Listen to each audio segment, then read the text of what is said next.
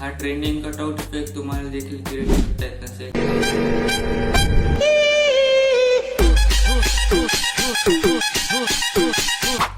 आता या मध्ये बनवायचं कसं चला सांगतो. तर आज CapCut टिप्स डे 4. त्यासाठी सिंपली सॉन्ग लेअरला क्लिक करून मी दाखवल्याप्रमाणे अशा प्रकारे बिट्स ऍड करून घ्या. आता ओव्हरलेसाठी अशा प्रकारे वेगवेगळ्या 3 क्लिप्स ऍड करून घ्या. आता ज्या लेअरचा कटआउट बनवायचा त्या लेअरच्या स्टार्टिंगला लावून लेअर फेस करा आणि लेअरला क्लिक करून खाली ओव्हरलेला ऍड करून घ्या. नंतर लेअरला क्लिक करून रिमूव्ह बॅकग्राऊंड मध्ये जाऊन याचं बॅकग्राऊंड रिमूव्ह करून घ्या. नंतर लेअरला क्लिक करून लेअरच्या स्टार्टिंगला कीफ्रेम ऍड करा. त्यानंतर समोर एक कीफ्रेम ऍड करून घ्या. आता मी दाखवल्याप्रमाणे ह्या सर्व कीफ्रेम्स ऍड करा. नंतर पहिल्या कीफ्रेमवरती जाऊन खाली स्क्रोल करा. ट्रान्सफॉर्मवरती जाऊन लेअर अशा प्रकारे झूम आउट करून घ्या. याची झूम आउट साईज 10 ते 12 ठेवा.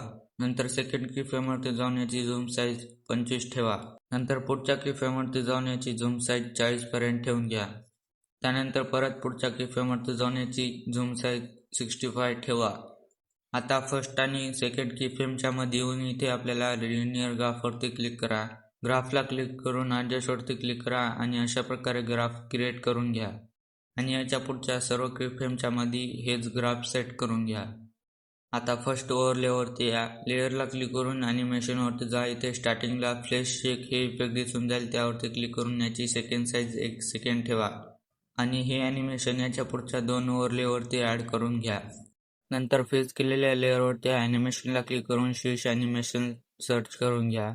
त्यानंतर स्टार्टिंगला ॲनिमेशन जो दिसेल त्यावरती क्लिक करून याची सेकंड साईज 3 सेकंड ठेवा. आता फर्स्ट ओव्हरलेवरती ट्रान्सफॉर्मवरती जाऊन याची झूम साईज 65 ठेवा. नंतर खाली स्क्रोल करून मास्कवरती रेक्टेंगल हे मास्क सिलेक्ट करा. ॲडजस्टला क्लिक करून साईजवरती या. नंतर एक्स साईज 100 ठेवा आणि वाय साईज 30 ठेवा. आता बॅक येऊन लेअरला क्लिक करून अशा प्रकारे वरी सेट करून घ्या.